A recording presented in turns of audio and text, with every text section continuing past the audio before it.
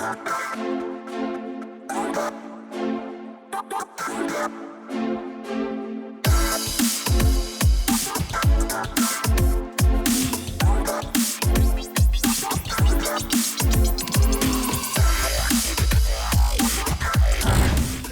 what's going on, everybody? Welcome to Your Intention Matters, the podcast. Thanks very much for checking back in with us.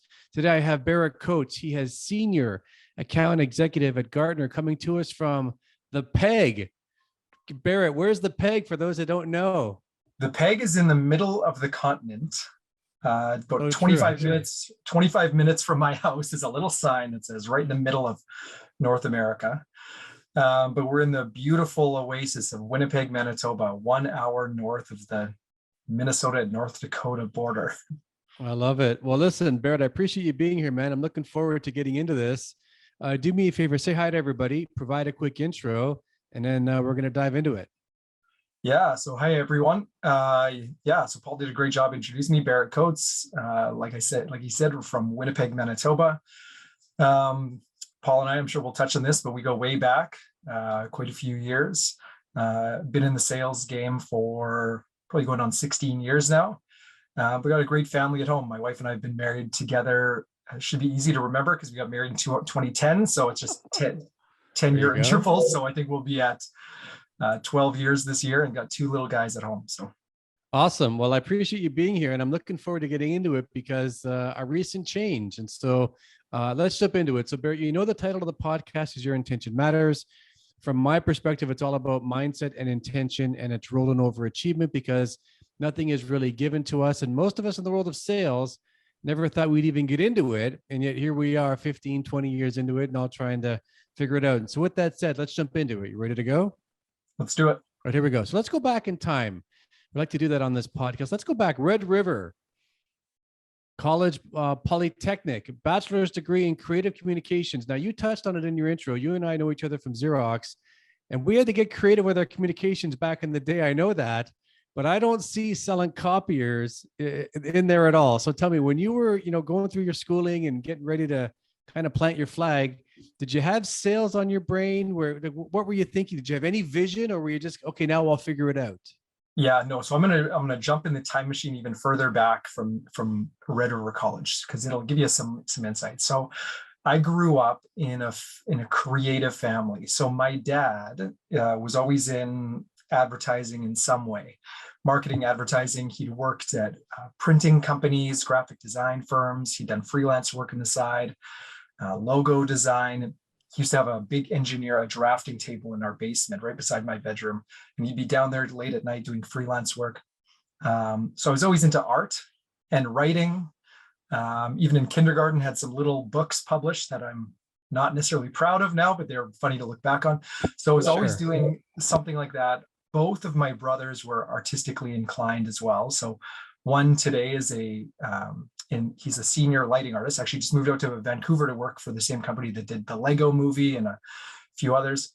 And then I have another brother who's does graphic design as well. And he does outdoor advertising displays.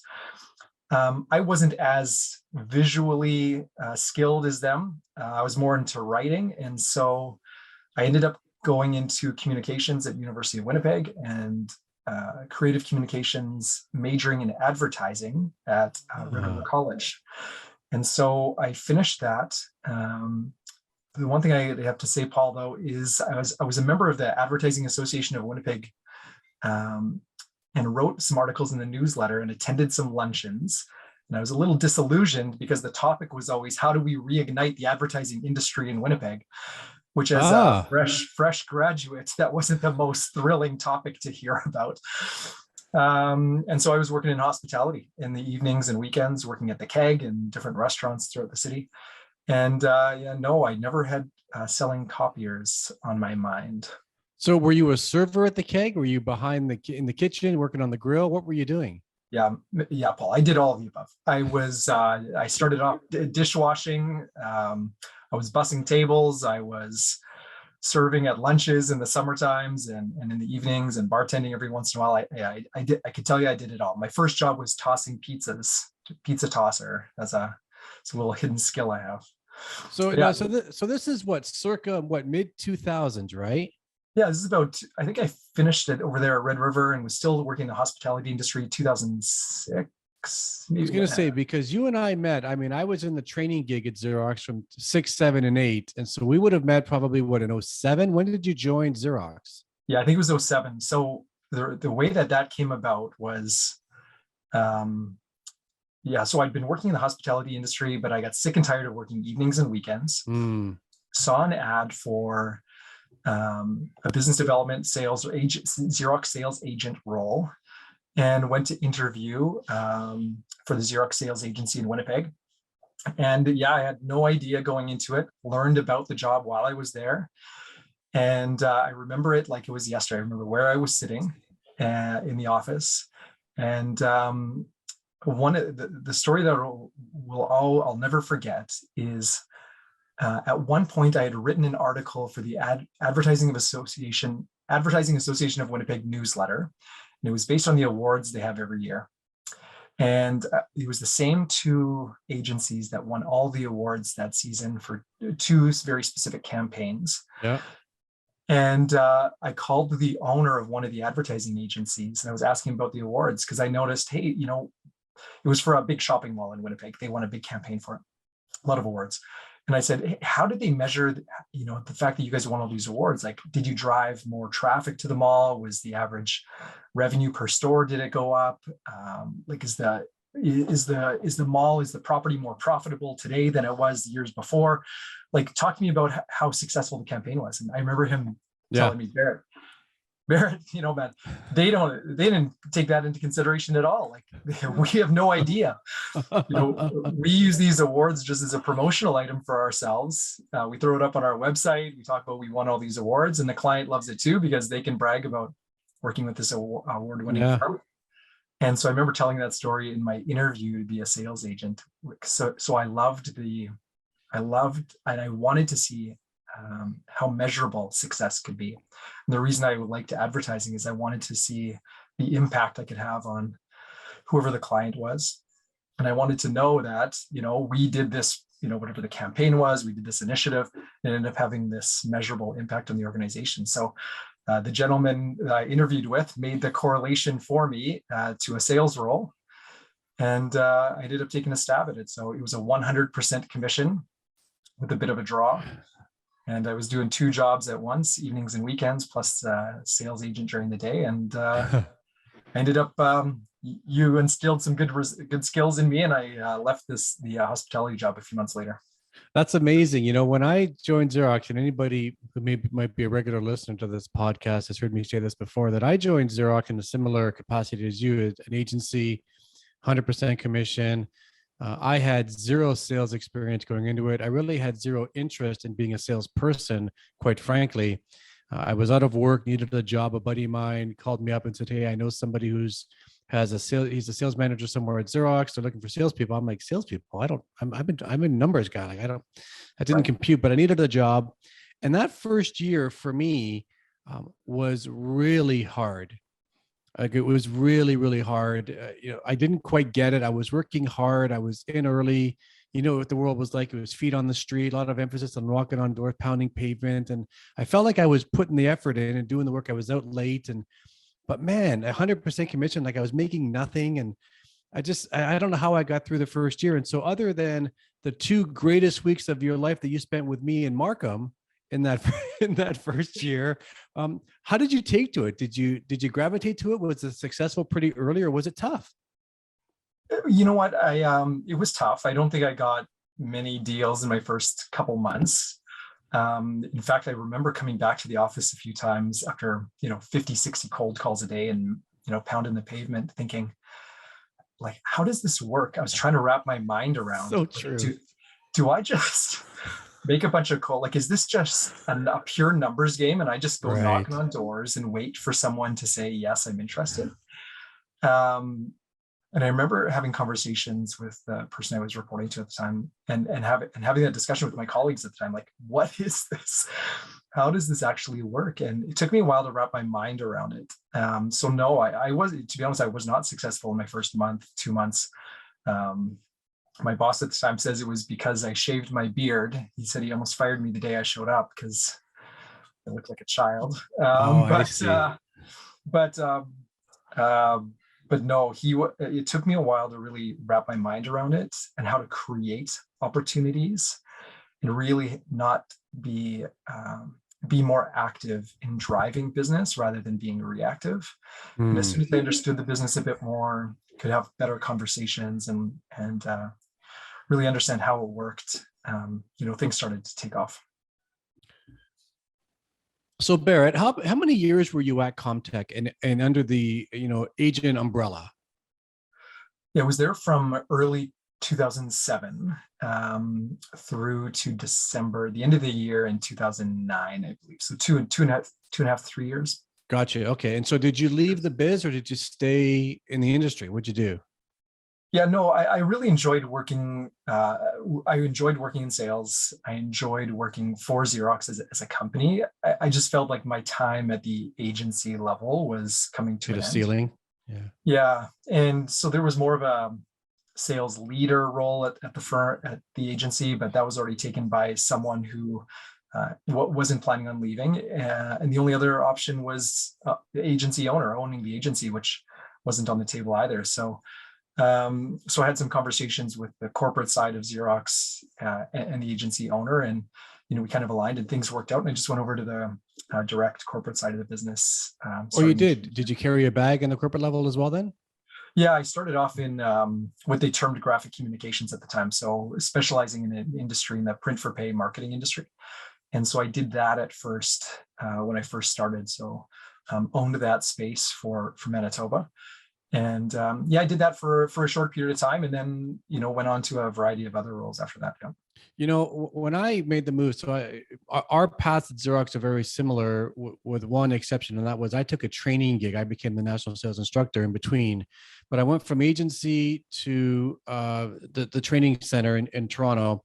Then I moved out to Calgary, and I got on the direct side there as a production specialist. And when I made the move from the training division over back into direct sales, I don't know where this came from, but it was kind of ingrained in my head that when I was at the agency in Toronto, it was like the minor leagues, that the direct level that's where the A players are, and it's a totally different game, and like this is just minor league ball down here, and you're gonna have to graduate to get to that. So I went in there all freaked out, and then I realized very early on, with all no disrespect to anybody that I ever worked with, but that we got some great fundamentals at the agency level. Like I went in feeling like I got this. It took me about maybe 3 seconds to realize, no, I belong here. I would 100% agree with that. I even think even now, looking back, here we are 15 years later. I've worked for a few different companies now, seen, very, very senior, very, very successful people in sales, business development type roles. But it's amazing thinking back to the quality of learning and development and the intentional focus that the company has on personal development, skill Yeah. development. It made a huge difference, and I think people at the industry overall recognizes that company for the quality of learning and development programs that they have. But it really goes a long way, not just to be successful in that role, but the transferable skills that come out of it to other companies or even to other roles within the company. So yeah, huge value add, I think, for my career, and it sounds like for you too. Barrett, I want to ask you something. I worked at Xerox agency direct for a combination of about almost 10 years, give or take. And when I decided to leave, it was a really hard decision for me. Like even me, it's been 12 years or so since I worked for the company. And yet when I talk about Xerox, I have so much pride. I get kind of goosebumps still because I have so many great memories there. There's not a chance in hell I would be doing what I'm doing today had I not worked there, established the fundamentals and the relationships that I have now today. And so I'm so grateful for working there. But I left because I had a passion for training and coaching and kind of doing my own thing. So I didn't leave to go to Canon or HP Yeah. or anybody else. I left to do my own thing. And so for as many years as you were under the Xerox umbrella, what was behind the decision to move on? And like me, was it a hard one for you, or did it come a little bit easier for you? No, it was a really tough one. I think, like, I think when I look at sales overall, at least my experience when I was there, the thing that made it the hardest to leave was the family dynamic that gets created. Like, just I noticed that just like a family has ups and downs and challenges, you have this idea that you're going through things together constantly and trying to support each other. And so when I look back, especially maybe it's being from Manitoba as well, and we're kind of sometimes known as a flyover province. So we kind of band together internally and kind of fight against the man, so to speak. But we're always trying to fight. We're always trying to fight for recognition. Yeah. And we're always trying to show that we deserve more attention than maybe we're given sometimes.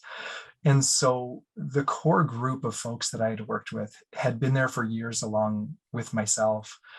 And obviously people are going to come and go throughout, but the hardest part about it was that community of people that you'd grown kind of that family relationship with. You know, you've got great wins together, you've suffered through losses and learning experiences together. You know, and then in my last role, you know, just the community that we had for Western Canada leadership. And, you know, it was a great group of people that I'll look fondly on. But, you know, what I can't say it was, you know, the product offering, or it was, you know, the tools that the company used.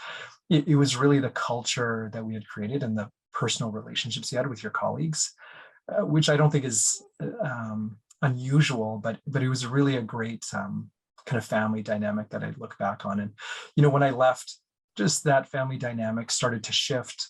A lot of folks started to leave. You know, there was changes in leadership that really, you know, so I took a combination of those things. And plus, you know, my wife and I were expecting a kid on the way too. And, you know, I'd kind of peaked in terms of the career progression I was going to have at Xerox, you know, if I was going to stay in Winnipeg.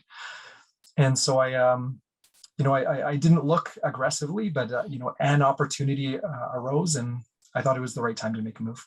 So I did it with my wife. You know, I think I started the new job 3 weeks after my first son was born. So okay then. That's interesting timing. And so, was there ever any consideration or dialogue internally about you moving to, let's say, Toronto, take a head office job, and was that just not really of interest? You know, throughout my tenure there, you know, the odd opportunity came up. You know, I think at one point, Paul, there was an opportunity for a learning and development type role or a field agency training role. There was a you know, production specialist in a different city role. Like, there's a handful of things that came up over the years, but yeah, for whatever reason, you know, at the same time, a different opportunity also just came up where I was based out of. And so I wasn't in a situation where it was either move or nothing. It was always move or, you know, have an equivalent shift and not move. So, and so where'd you go? When I left Xerox? Yeah, where'd you go? Yeah, I moved over to what's now Canada Life. I guess at the time it was Great West Life. So I moved over to a corporate head office role in a big insurance company. Was the grass greener? The grass was different. So I left being in a sales role. I was not in a sales role when I moved. It was. How was that? Yeah, like, how was that for you? You know, I thought it. So it was a bit of a journey. I had thought after 10 years in a sales role, you know, having the ups and downs, the pressure, leadership changes, the company going through a lot of changes, I thought, you know what, maybe I just need a break here. And it was probably had to do with my personal life situation at the time. I think we were moving, my wife was due with her first child, and I was submitting sales forecasts, and I was up at 3 a.m. doing PowerPoint presentations. I think my wife just said, Barry, you got to make a change here. And I said, quarter end. Yeah, exactly. Yeah. And so I thought, you know what, maybe I'll take a shift and see what this is like. So I moved into the corporate technology space at Great West Life. And the role I took on was helping to create a department that they would refer to as business relationship management. So it was an internal role leading how their corporate shared services, essentially shared enterprise services, corporate IT space worked with the different lines of business. So my clients, in essence, were the senior VPs of technology for their group, customer, individual, their corporate line of business and investments business. And then we built a team of, what we refer to as product specialists underneath us, and then helped, helped that centralized function in the organization move towards a services model, and how they were billing, how they were measuring, how they responded to SLAs. And it was a great experience, but it was different. So I think your question was, how is it shifting away from sales? Yeah. The comparison I would give is sales for a while to me was I've always loved roller coasters when I was a kid. So sometimes I love the adrenaline. And I think at the time I thought, maybe it's time to step off the roller coaster for a second here, even though I felt like I went from an aggressive roller coaster to a Sunday drive going 10 kilometers an hour. And so it was a good change of pace, but then I think that I realized, I think I don't think this is my long-term home. So anyways, 12 to 13 months later, I got approached by another firm and I went back to the other side of the fence. So you didn't go back to Xerox, did you? I didn't go back to Xerox. No. Okay. Where'd you go? So I went to a Winnipeg-based firm called People Corporation. Okay. So it was an aggressively growing firm based out of Winnipeg. They started in the HR space and then had moved into financial services. But focused around employee benefits, pension consulting for employers, and HR services, and things like that. And so they were aggressively growing. I think they had gone from around 50 employees in around 2007, 2008. And then when I got hired there, they were around 1,000 employees. And then I think today they've doubled in size since then. So they've gone from about 50 to 2,000 employees in about 15 years. And when did you join? When? Yes, when? Yeah, so I joined them in the fall of 2018. Okay, so 2018, and you just recently left, right?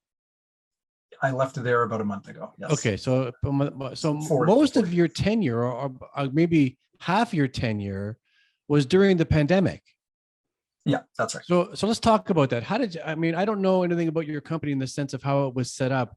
Were you guys built for remote? Did you have to go through a furlough? And was revenue good as a result of COVID? Was it like you had to figure this out? Like what was the 2 years like, in your second half of your tenure with People Corp? Yeah, similar to every organization, I think there's a lot of apprehension and uncertainty, in those first few months. I'll never forget, that second week of March, in the days leading up to everyone moving remote, doing a survey around the office to see, half of my team. So I was leading a business development team, like industry-wise, they'd probably be termed as SDRs. And so we were scaling up. So I joined that company to really mature what they were doing there. So improve processes, put the right technology in place, the right metrics, figure out how do we scale this function to support. They were very acquisitive, very focused on acquisitions. So how do we support our partners that we've acquired in their sales objectives? And so I was building a centralized outbound and inbound lead generation function. And so a lot of the guys on the team had desktop computers. And so here I am going around the office doing survey about like, what do you guys have at home? How are we going to do this? If you have to work from home on Monday, like, IT is overwhelmed, like, let's make this thing work. So it was very turbulent in those first couple of weeks. So we just shifted the focus in 100%, being sensitive to the folks on the team, to learning and development, right? It was first learning and development. How do we invest in just taking the pause button and getting better? And then we shifted over to not necessarily measuring on results, but more activities. And we put a big emphasis on just keeping morale up, touch points with folks, trying to be, very sensitive to what people were going through, but at the same time, like making sure the culture was there and wrapping some fun around what was a very stressful time. So did Gartner come calling or did you raise your hand? Gartner came calling. So it was a former Xerox colleague of mine that reached out in the later half of Q4, I guess last November, December timeframe, and said, hey, how are things going and where you currently are? And would you be open to conversation? And I said, I'm happy where I currently am, but I'll have a chat with someone. And all right. Things took off. And so early days, so I imagine you're still drinking from the fire hose a little bit, but so far happy with the move? You know what it reminds me of, Paul, is we were just talking about the intentional value that Xerox put early on in professional development, skill development, and the people. That's come through more than anything in the first few weeks. It's funny, the title of your podcast, Your Intention Matters.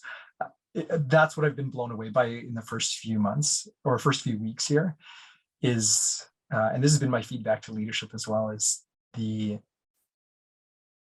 clear intention they have in developing people and in learning and development and professional development. So a couple of weeks in, that's probably what stuck out to me the most. Awesome. Well, Barrett, man, listen, congrats on everything to this point. Creative communications early on, it's kind of instilled in you. Sounds like it's in your DNA. Your brothers are in that game and your dad was in that game. And then you find Xerox, and we're talking CMYK for a decade or so, and speeds and feeds and staples and printers and folding mechanisms and so on. You make the move from the agency to the direct side because there's a ceiling there. They keep you, you move on. And then you move over to Great West Life, Canada Life, and you take a bit of a break because you're prioritizing your family and you want to get off the roller coaster a little bit. You realize, no, I kind of miss the ride a little bit. So let me get back into the game. You find People Corp when they're growing. You navigate through some turbulent waters halfway through your tenure, and you have to figure that out, especially when you're in a leadership role. They're looking to you to give some guidance and some direction. And then because of your reputation and results up until this point, a colleague of yours from Xerox reaches out and says, hey, are you open to a dialogue? And you say, well, I'm happy, but let's talk. And obviously the value prop was compelling enough. And so congrats on everything, man. It's been fun to hear it. Oh man, yeah, it's been a blast. It's been a roller coaster, but I love roller coasters. That's the good news. So I love it. All right, everybody, let's wrap it up right now. Remember, your intention matters. Why? Because that's the result you'll tend to get. We're out of here. We'll do it again next week. And for Barrett, let's go Leafs.